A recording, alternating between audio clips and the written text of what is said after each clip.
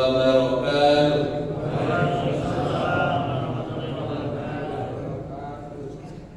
Innal hamdalillah nahmaduhu wa nasta'inuhu wa nastaghfiruh wa na'udzu billahi min shururi anfusina wa min sayyiati a'malina.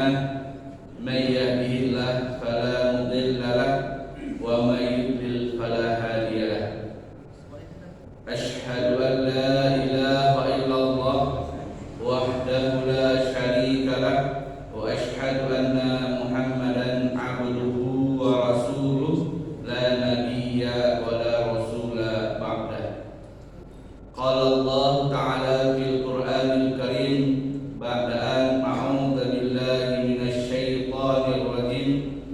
Ya ayyuhalladzina amanu taqullaha haqqa tuqatih wa la tamutunna illa wa antum muslimun. Wa qala nabiyyuna Muhammad sallallahu alaihi wasallam, man shoma ramadhana imanan wa ihtisaban ghufira lahu ma taqaddama min dhanbihi. Rabbana zidna ilman warzuqna fahman. Allahumma innana nas'aluka ilman nafi'an wa rizqan thayyiban wa amalan mutaqabbalan.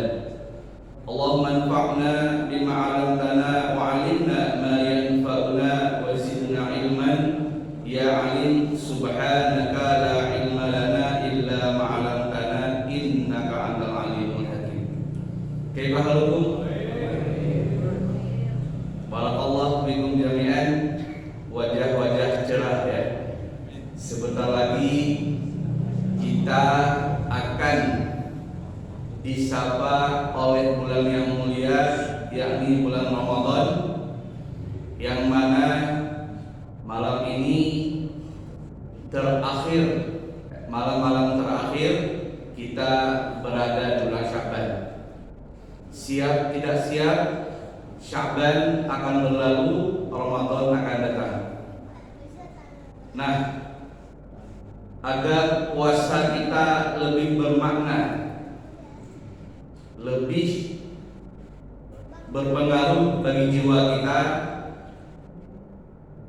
khususnya di malam yang penuh barokah ini, kita akan mengkaji epistemologi tafsir ayat puasa, historikal dan spiritual.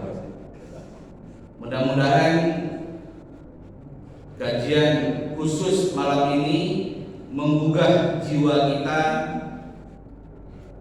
memberikan pemahaman bagi kita, menjadikan pribadi kita lebih baik ketika kita berada di bulan Ramadan nanti.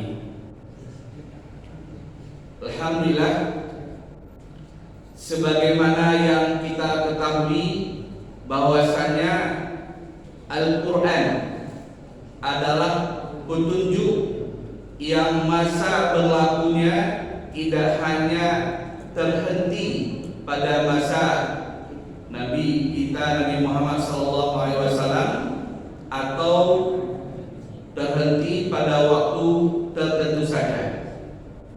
Namun Al-Quran akan terus hidup hingga akhir zaman. Al-Quran senantiasa akan membimbing kita jika kita berpegang teguh dengannya. Al-Quran akan memberikan panduan yang terbaik bagi kita sebagai seorang muslim yang ingin menapaki jalan keridhaannya. Al-Quran akan menjadi way of life, minhajul hayat bagi kita sebagai seorang muslim jika kita senantiasa berpedoman kepadanya. Al-Quran yang senantiasa kita baca, Al-Quran yang senantiasa kita pelajari tafsirnya, ini mampu memberikan pengaruh yang positif bagi jiwa kita. Tatkala kita sedih, maka bacalah Al-Quran. Tatkala kita sedang gundah gulana gelisah, baca Al-Quran. niscaya hati kita akan menjadi tenang. Nah, salah satu ajaran yang diatur di dalam Al-Quran adalah puasa. Kenapa puasa? Karena puasa ini merupakan ibadah untuk Allah. Seseorang bisa menyembunyikan ibadah puasanya kepada orang lain, namun tidak bisa menyembunyikan kepada Allah.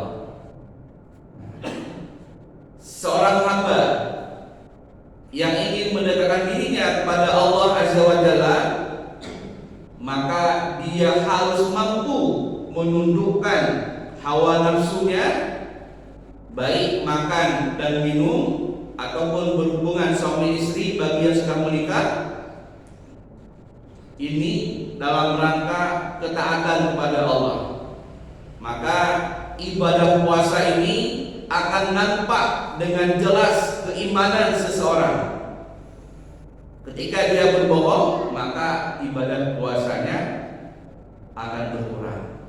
Maka iman yang berbicara ketika datangnya bulan Ramadan. Yang semulanya makan dan minum itu perkara yang boleh, yang mubah, namun ketika datangnya bulan Ramadan kita meninggalkannya demi mengharap ridho Allah Azza wa Jalla. Sesuatu yang kita tinggalkan untuk mengharap sesuatu yang lebih agung, yakni mengharap ampunan Allah Azza wa Jalla. Karena itu, sebelum kita masuk kepada tafsir ayat puasa, terlebih dahulu kita lihat definisi puasa. Secara bahasa, puasa itu diambil dari bahasa Arab. Asal katanya soma yasumu sauman siyaman, yang artinya menahan diri dari segala sesuatu. Ini definisi puasa secara bahasa. Kemudian, adapun menurut terminologi syariat, puasa adalah ibadah kepada Allah dengan menahan diri dari makan, minum, dan segala perkara yang membatalkan puasa dengan niat beribadah kepada Allah sejak terbit fajar yang kedua hingga terbenamnya matahari bagi orang-orang tertentu dengan cara-cara tertentu. Ini definisi puasa menurut terminologi syariat. Kemudian menurut para ahli, di antaranya ada Buya Yahya dalam buku fikih puasa praktis, kata beliau, puasa adalah menahan diri dari hal-hal yang membatalkannya, mulai dari terbit fajar shadiq masuk waktu subuh hingga terbenamnya matahari masuknya waktu maghrib. Imam Al-Qusairi, kata beliau, puasa terbagi menjadi dua macam. Puasa lahir, menahan dari hal-hal yang membatalkan puasa disertai niat, dan puasa batin, menjaga hati dari bahaya, menjaga ruh dari rasa miskin, dan menjaga diri, menjaga dari melirik selain Allah Azza wa Jalla. Imam Qusairi ini seorang sufi yang sesuai dengan sunnah. Kemudian Syekh Abdul Qadir Al-Jilani dalam kitab Tafsir Al-Jilani, kata beliau, puasa adalah menahan yang telah ditentukan mulai terbit fajar kedua atau fajar shadiq sampai terbenam matahari pada bulan tertentu sesuai syariat. Adapun pengertian puasa secara hakiki adalah menahan dan berpaling secara keseluruhan dari apa yang tidak benar menurut orang yang berakal dan orang yang mempunyai keyakinan sudah melihat dari rahasia sesuatu. Puasa menurut orang yang mempunyai ilmu kepastian sekedar kemampuan. Ini definisi puasa menurut Syekh Abdul Qadir Al-Jilani. Kemudian Syekh Wahbah Az-Zuhaili dalam tafsir Munir, puasa itu adalah menahan dari makan, minum dan jima sejak fajar hingga terbenamnya matahari dengan niat dari orang yang memenuhi syarat puasa demi mengharapkan pahala dari Allah Azza wa Jalla dan mempersiapkan jiwa untuk takwa kepadanya. Nah, ini pengertian puasa menurut Syekh Wahab Az-Zuhaili. Beliau adalah ulama ahli bidang fikih. Kemudian Hasan Ayyub, kata beliau, puasa itu adalah menahan diri dari makan, minum dan segala yang membatalkannya, mulai dari terbit fajar sampai terbenamnya matahari, dengan niat puasa semata-mata karena Allah Azza wa Jalla oleh orang muslim berakal dan tidak sedang mengalami haid atau nifas. Nah, kemudian Imam Al-Ghazali dalam kitab Ihya Ulumuddin, kata beliau, puasa dibedakan menjadi 3 derajat, yaitu puasa awam, puasa qawas, dan puasa qawasul qawas. Puasa awam adalah menahan perut dan kemaluan dari pemuasan syahwat. Puasa qawas adalah menahan pendengaran, penglihatan, lidah, tangan, dan kaki dari semua dosa. Puasa qawasul qawas adalah puasa hati dari keinginan-keinginan hina dan pemikiran-pemikiran duniawi serta segala sesuatu selain Allah secara total. Ini definisi puasa menurut Imam Al-Ghazali. Nah, dari berbagai macam pandangan pendapat para ulama terkait dengan puasa, maka dapat disimpulkan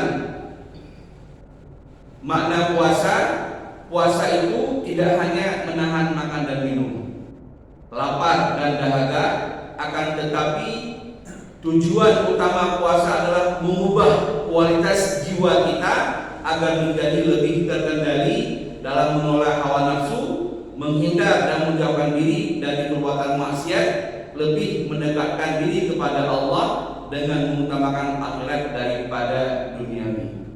Ini kesimpulan daripada pendapat para ulama terkait dengan puasa.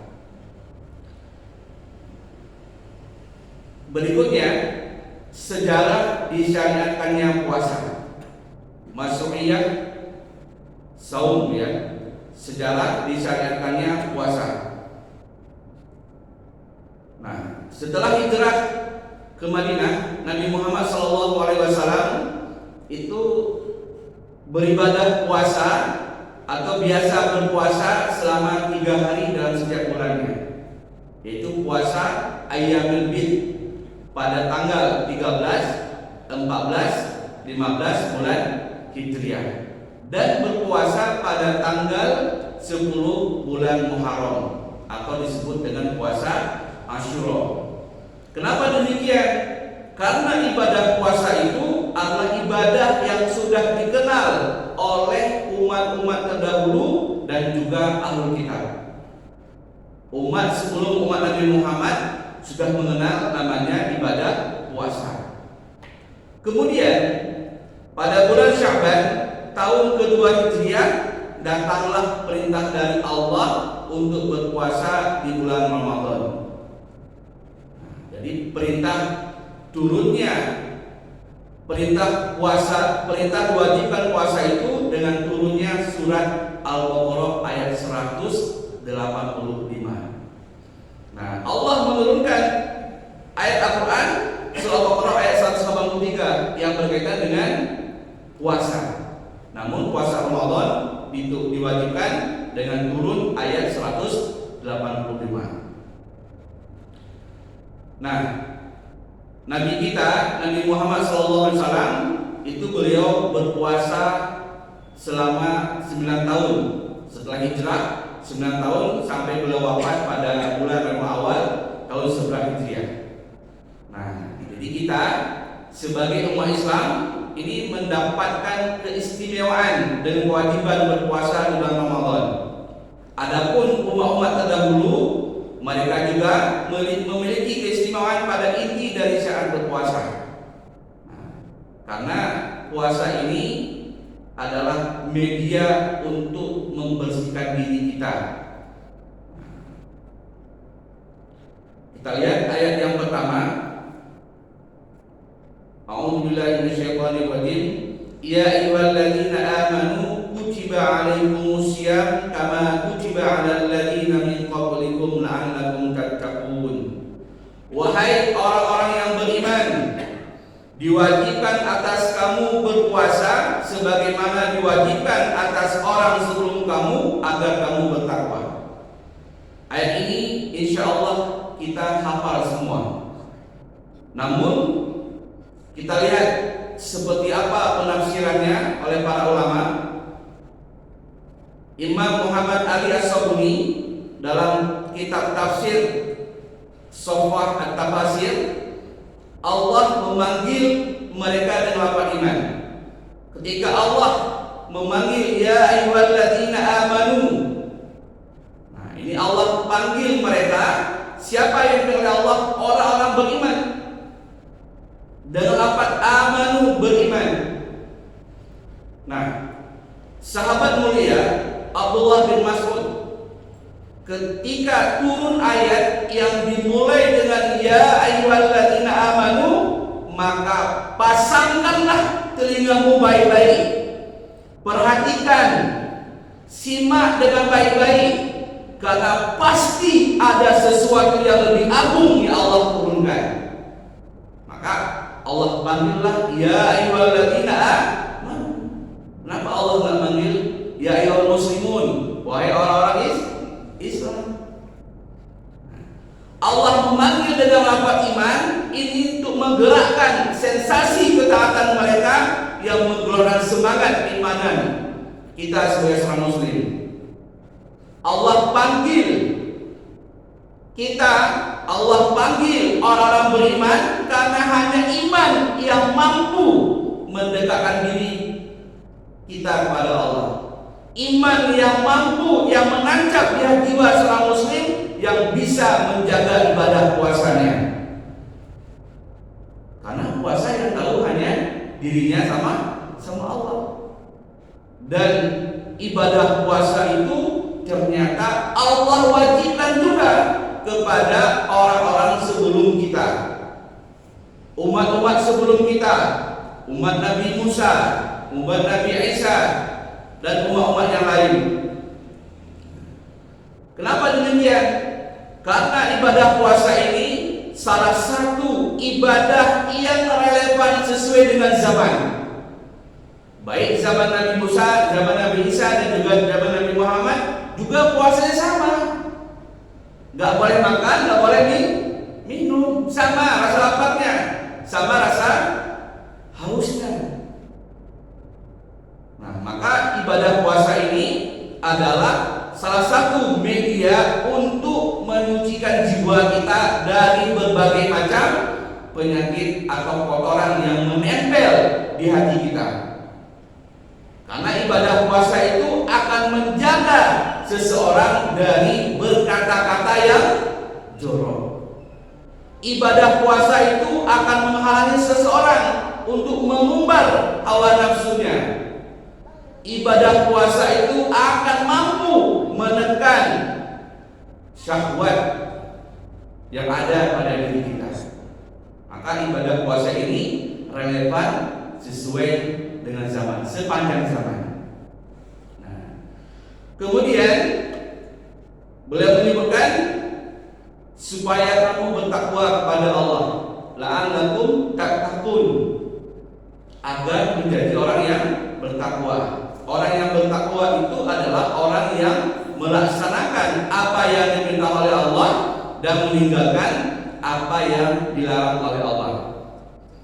Maka Imam Jalaluddin Al-Mahalli dan Imam Jalaluddin Asyuti dalam kitab tafsir Jalalain, mereka berdua menafsirkan la'allakum tattaqun, agar kamu bertakwa, yakni menjaga diri dari kemaksiatan, karena puasa mampu mematahkan syahwat yang menjadi pemicu segala kemaksiatan. Ternyata ibadah puasa itu mampu menekan atau mematahkan syahwat yang ada pada diri kita dengan kita menahan diri dari berbagai macam keinginan-keinginan duniawi. Puasa yang mampu melemahkan, puasa yang mampu menekan semua itu. Maka ibadah puasa ini ibadah yang Allah langsung beri pahalanya. Kemudian di ayat berikutnya, ayyaman ma'dudat faman kana minkum maridan aw ala safarin fa'iddatun min ayyamin ukhra wa 'alal ladzina yutiqunahu fidyatun ta'amu miskin faman tatawwa'a khairan fa huwa khairul lah wa an tasumu khairul lakum in kuntum ta'lamun. Allah sebutkan di ayat 184 ayyaman ma'dudat, yaitu beberapa hari tertentu. Maka siapa di antara kamu sakit atau dalam perjalanan lalu tidak berpuasa, maka wajib mengganti sebanyak hari yang ia tidak berpuasa itu pada hari-hari yang lain. Dan bagi orang yang berat menjalankannya, wajib membayar fidyah, yaitu memberi makan seorang miskin. Tetapi siapa saja dengan kerelaan hati mengerjakan kebaikan, maka itu lebih baik baginya, dan puasamu itu lebih baik bagimu jika kamu mengetahui. Nah, ayat ini adalah penjelasan mengenai ukuran puasa. Allah wajibkan puasa pada umat-umat terdahulu dan umat Nabi Muhammad SAW. Ternyata puasa itu berbatas waktunya pada hari-hari tertentu, yaitu pada bulan Ramadan saja. Selama 1 tahun, selama 12 bulan, kita hanya diperintahkan oleh Allah berpuasa pada bulan Ramadan saja. Nah, kenapa demikian? Karena banyak orang hari ini merasakan bahwasanya puasa itu ibadah yang berat. Maka Allah sampaikan ayyaman ma'dudat, puasa itu nggak berat, puasa itu ringan, hanya beberapa hari saja. Karena kalau kita bayangkan, Pak, beban yang kita pikul itu pasti berat. Maka Allah beri kabar gembira, puasa hanya beberapa hari. Sehingga apa? Jiwa kita itu tidak memberontak. Oh, sebentar saja. Maka begitu kita masuk malam pertama bulan Ramadan, nggak terasa sudah malam kedua, malam ketiga, malam keempat. Udah 10 hari berlalu, udah 15, sudah 20 hari, sudah 27 hari, udah mau selesai. Cepat sekali berlalu. Karena itu begitu kita masuk di bulan puasa, maka hati-hati. Perbanyak ibadah di dalamnya, perbanyak sedekah, perbanyak tilawah Quran, perbanyak membantu orang miskin, memberikan iftar bagi orang yang hendak berpuasa, hendak berbuka puasa. Nah, sehingga puasa yang Allah wajibkan bagi kita hanya beberapa hari saja. Ini kabar gembira yang Allah berikan kepada kita. Kemudian di ayat berikutnya,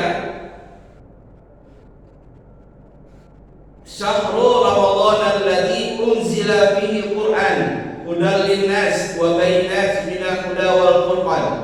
Faman syahida minkum asy-syahra falyasum wa man kana maridan aw 'ala safarin fa'iddatun min ayyamin ukhra. Yuridullahu bikumul yusra wa la yuridu bikumul usra wa litukmilu wa tukmilul iddata wa tukabbirullaha 'ala ma hadakum wa la'allakum tashkurun. Bulan Ramadan adalah bulan yang di dalamnya diturunkan Al-Quran sebagai petunjuk bagi manusia dan penjelasan-penjelasan mengenai petunjuk itu, serta pembeda antara hak dan batil. Karena itu siapa saja di antara kamu ada di bulan itu, maka berpuasalah. Dan siapa saja sakit dalam perjalanan ia tidak berpuasa, maka wajib menggantinya sebanyak hari ditinggalkannya itu pada hari-hari yang lain. Allah menghendaki kemudahan bagimu tidak mengendaki kesukaran bagimu, hendaklah kamu mencukupkan bilangannya dan mengagungkan Allah atas petunjuknya yang diberikan kepadamu agar kamu bersyukur. Nah, dalam ayat ini Allah Azza wa Jalla memuji bulan Ramadan di antara bulan-bulan yang lainnya. Apa penyebabnya? Karena di dalam bulan tersebut terdapat kewajiban melaksanakan puasa selama sebulan penuh. Dan juga bulan Ramadan itu Allah telah mengkhususkan bulan ini sebagai bulan diturunkan Al-Quran.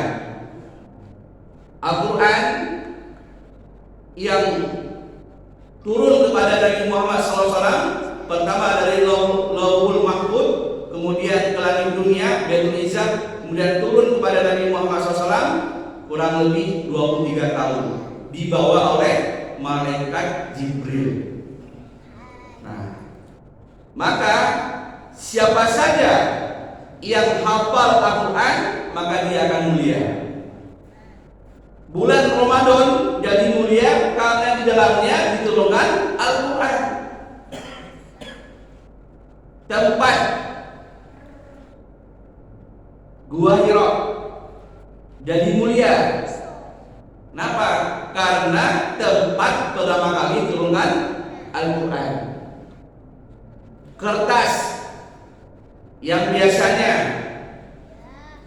berserakan misalnya, namun kertas yang di dalamnya dituliskan Al-Quran menjadi mulia. Apa kata Allah? La yamassuhu illal mutahharun. Tidak ada yang menyentuhnya kecuali orang yang suci. Artinya ketika kita menyentuh mushaf Al-Quran dalam keadaan berwudu.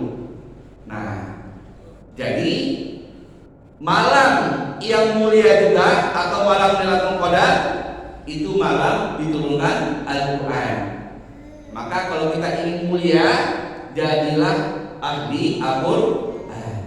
Kalau kita punya ingin keturunan kita mulia, ajarkan kepada anak turun kita, anak-anak kita, cucu-cucu kita, cicit-cicit kita Al-Quran. Ajarkan mereka Al-Quran. Karena siapapun yang hafal Al-Quran pasti dimuliakan hidupnya oleh Allah. Sejarah mencatat, Imam Muhammad bin Jarir At-Tabari, beliau hafal Al-Quran di usia 7 tahun. Kemudian jadi imam sholat rawatib di usia 8 tahun. Kok bisa? Karena beliau hafal Al-Quran. Dan di usia 12 tahun beliau mulai merantau dan mulai menulis. Maka kita lihat tafsir At-Tabari itu yang banyak, yang berjilid. Nah, ini luar biasa. Nah, beliau mulia. Kenapa? Karena hafal Al-Quran. Imam Muhammad bin Idris Asy-Syafi'i rahimahullah, beliau hafal Quran di usia sangat belia. Bahkan dikabarkan Imam Asy-Syafi'i itu mampu mengkhatamkan Al-Quran 60 kali selama bulan Ramadan. Kok bisa? Karena hafal. Kalau ada anak-anak kita yang hafal Al-Quran, bacanya lancar, kalau sekolah itu Pak, sekali duduk lebih kurang 8 jam. Kalau lancar. Nah, berarti kalau dikalikan 8 jam 24 ya, bisa 3 kali. Maka nanti begitu masuk bulan Ramadan, dekatlah dengan Al-Quran. Sering dipegang Al-Quran, jangan sering dipegang handphone.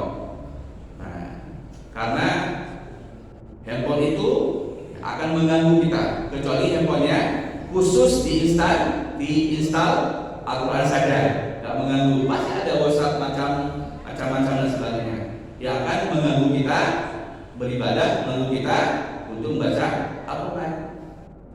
Punya target.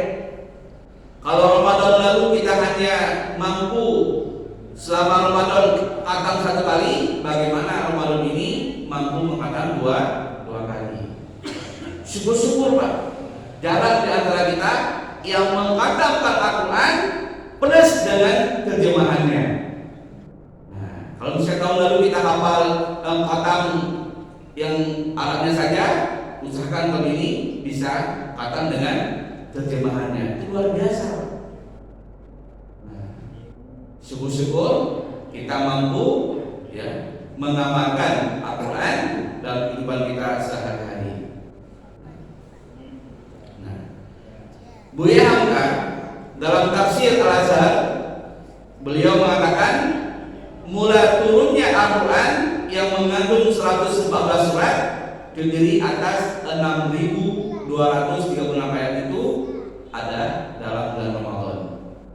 Nah, jadi Al-Quran diturunkan pertama kali pada malam yang mulia, pada malam Lailatul Qadar, pada malam yang ke-27 di bulan Ramadan. Nah, karena itu ketika nanti memasuki bulan Ramadan, usahakan di 10 hari terakhir itu kita iktikaf di masjid. Nah, usahakan. Syukur-syukur iktikafnya itu masuk di malam habis maghrib, malam 21, kemudian keluarnya di hari Idul Fitri. Nah, selama 10 hari Pak. Nah, kenapa kita iktikaf 10 hari? Sebagai ganti kalau Nabi dulu bertahanus di Gua Hira. Nah, di bulan-bulan Ramadan akhir, maka kita gantinya adalah iktikaf di masjid. Namun kita ini disibukkan dengan urusan duniawi, lupa akan iktikaf. Yang ada iktikaf di rumah ya Pak. Iktikaf ya Pak, di rumah ya. Jadi penting ya bagi kita harus memahami bahwasanya Al-Quran itu adalah petunjuk bagi kita, penjelasan-penjelasan mengenai hukum-hukum yang ada dalam Al-Quran, dan juga pembeda antara al-haq dan al-batil.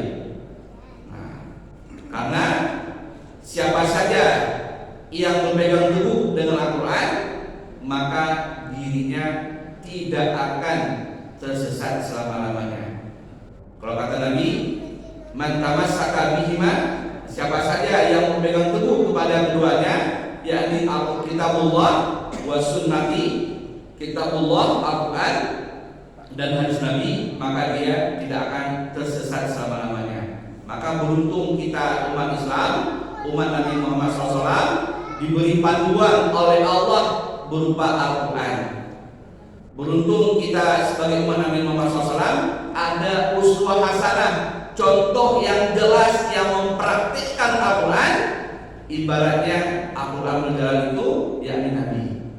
Kalau kita ingin bagaimana Al-Quran itu diaplikasikan dalam kehidupan sehari-hari, lihatlah Nabi, belajarlah sirah nabawiyah, belajarlah sejarah kehidupan Nabi Muhammad SAW, karena yang beliau praktekkan itu adalah Al-Quran. Dan kalau kita ingin mulia, tadi ya, hafal Al-Quran. Nah, kemudian di ayat berikutnya,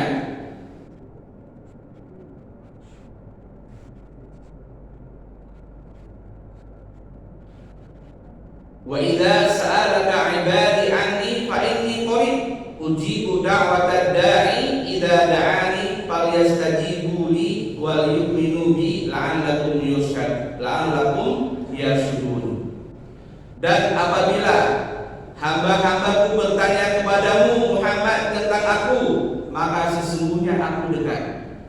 Aku kabulkan permohonan orang-orang yang berdoa. Apabila ia berdoa kepadaku, hendaklah mereka itu memenuhi perintahku dan beriman kepadaku agar mereka memperoleh kebenaran. Di dalam ayat ini Allah Azza wa Jalla menyuruh hambanya agar berdoa kepadanya. Sebagaimana hadis Nabi, "Idza sa'alta fas'alillah, idza ista'anta fasta'in billah." Jika kau meminta, mintalah kepada Allah. Jika kau memohon pertolongan, minta tolonglah kepada Allah. Berdoalah kepada Allah, niscaya Allah akan mengabulkan doa orang-orang yang meminta kepadanya. Kemudian, apa rahasia ayat ini? Allah letakkan di antara ayat-ayat puasa. Ayat 183, 184, 185, ayat 186, nanti 187. Apa rahasianya? Ternyata rahasianya bahwasanya orang yang berpuasa itu doanya akan dikabulkan oleh Allah. Orang yang berpuasa doanya akan dikabulkan oleh Allah. Dan juga Allah Ta'ala memberitahukan kepada kita bahwasanya sesungguhnya Allah Ta'ala itu dekat dengan hambanya, mendengar segala doa yang kita minta. Maka mintalah yang terbaik kepada Allah. Apa di antara doa yang diajarkan, Pak? Allahumma sallimna, Allahumma sallim lana li Ramadan, wa sallim Ramadana lana wa tasallamahu mutaqabbalan. Itu di antara doa yang harus kita minta kepada Allah, agar Allah antarkan kita berjumpa dengan Ramadan. Allah antarkan Ramadan berjumpa dengan kita, agar Allah menerima doa-doa kita, menerima amal-amal ibadah kita ketika kita berada di bulan Ramadan. Nah, jadi Allah letakkan ayat ini di antaranya adalah bahwasanya orang yang sedang berpuasa itu lebih mudah dikabulkan doanya oleh Allah. Maka perbanyaklah berdoa sepanjang waktu ketika kita sudah masuk di bulan Ramadan. Nah, sebagaimana sabda Nabi, salasatun la turaddu da'watuhum al-imamul 'adil was-sha'imu hatta yuftira wa da'watul mazlum. Ada 3 macam orang tidak ditolak doanya. Yang pertama, pemimpin yang adil. Yang kedua, orang berpuasa hingga ia berbuka. Dan ketiga, orang yang teraniaya. Nah, orang yang berpuasa itu maka disunnahkan, Pak, ketika kita mau iftar. Mau iftar itu mau berbuka ya. Kalau hari ini yang dipopulerkan dengan bahasa takjil ya. Takjil itu sebenarnya asal katanya ajala yu'adilu takjilan, bersegera untuk berbuka. Kalau kita hari ini memberikan takjil, nah sebenarnya yang benar adalah memberikan iftar. Iftar itu makanan untuk berbuka, takjil bersegera berbuka. Nah, maka sebelum kita berbuka itu disunahkan kita berdoa. Berdoa yang banyak, Pak. Apa saja yang ingin kita minta, mintalah sama Allah. Karena Allah mengabulkan doa orang yang sedang berpuasa. Nah, juga sabda Nabi, inna lillahi mutaqa fi kulli yawmin wa lailatin li kulli 'abdin minhum da'watun mustajabatun. Sesungguhnya Allah mempunyai orang-orang yang akan dibebaskan dari neraka setiap hari dan malam. Setiap hamba dan mereka punya doa yang mustajab. Maka orang yang berpuasa itu hendaklah ia menyadari bahwasanya doanya akan dikabulkan oleh Allah. Dan juga sepanjang waktu di bulan Ramadan kita berbanyak doa. Di waktu sahur, sebelum kita santap sahur juga berdoa di sepertiga malam. Apa kata Nabi? Tasahharu fa innahu barakah. Santap sahurlah kalian karena sahur itu ada keberkahan. Meskipun hanya sebutir nasi, Pak. Maka usahakan sahur itu kalau nggak makan nasi, ya makan kurma 1 biji atau 3 yang ganjil, 5 atau 7. Kenapa demikian? demikian karena sahur itu penuh dengan keberkahan, maka jangan tinggalkan sahur. Beda dengan puasa sunnah. Puasa sunnah kita nggak sahur tidak mengapa, namun puasa Ramadan sayang sekali Pak. Nah, maka oleh karena itu, jangan lupa sahur dan banyak berdoa. Setelah itu, setelah sahur siap-siap ke masjid melaksanakan salat subuh berjamaah di masjid. Kemudian perbanyak tilawah Al-Quran. Syukur-syukur satu hari satu sholat itu bisa membaca 2 lembar, sholat subuh 2 lembar, sholat zuhur 2 lembar, sholat asar 2 lembar, maghrib 2 lembar, isya 2 lembar, dari 10 lembar satu juz. Berarti selama 30 hari 30 juz. Khatam satu kali ya. Mudah-mudahan ini yang bisa Anda sampaikan terkait dengan epistemologi tafsir terkait puasa. Mudah-mudahan memberikan kita inspirasi ya, sehingga kita berpuasa tahun ini lebih baik daripada tahun lain. Mungkin tidak ada yang jawab ya Pak, karena waktunya sedikit. Wallahu a'lam bishawab.